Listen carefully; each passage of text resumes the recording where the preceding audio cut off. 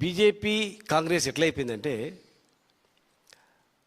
అందరు కొంతమంది మంచి వాళ్ళు కూడా ఉండొచ్చు అందరిని అనలేము, అందరిని గాడి కట్టలేము. కానీ అందులో కొంతమంది ప్రజా సమస్యల మీద దృష్టి పెట్టి ఎదగాలనేటువంటి ఆలోచన ఉండదు.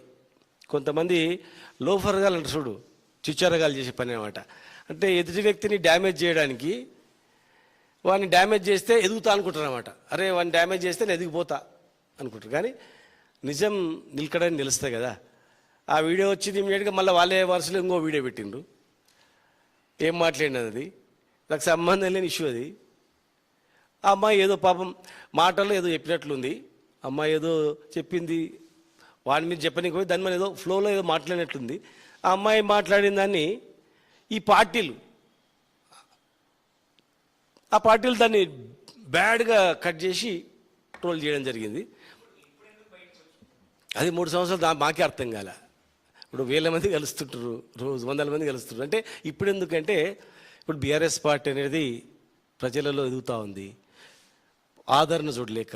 తర్వాత మేము సమస్యల మీద బీసీ జనగణనలో మీరు చేరుస్తానో ఎందుకు చేర్చలేదు, బీసీ కులాల జాబితా, బీసీ రిజర్వేషన్ ఏమైనాయి, రాష్ట్రంలో ఏమైనాయి, విద్యా ఉద్యోగాల రిజర్వేషన్ ఏమైంది, ఉద్యోగాలు ఏమైనాయి, రైతుల గురించి ఇట్లాంటి మాట్లాడుతాం. రోజు మాట్లాడుతున్నట్లు ఏం చేస్తారంటే పర్సనల్ క్యారెక్టర్ అసాసిన్ చేస్తారన్నమాట. కొందరు కాపెట్టుకుంటారు గుంతకాడి నక్కలాగా, అబ్బా దొరికారా ఇది పబ్లిసిటీ చేద్దామని. కానీ అబద్ధాలను ఎన్నిసార్లు పబ్లిసిటీ చేయగలుగుతారు చెప్పండి. ఆ అమ్మాయి ఏదో తెలియక ఫ్లోలో ఏదో మాట్లాడింది, పేషిలా అని చెప్పడానికి అన్నదో ఏమన్నదో దానిమని. అమ్మాయి అన్నదాన్ని అన్ని ఇంటర్వ్యూ పక్క పెట్టి దీన్ని ట్రోల్ చేసి ఇదన్నీ కొంతమంది 2 పార్టీలు అఫీషియల్ ట్విట్టర్లో పెట్టి చేయడం, ఇటువంటివన్నీ కూడా చీప్ ట్రిక్స్. మేము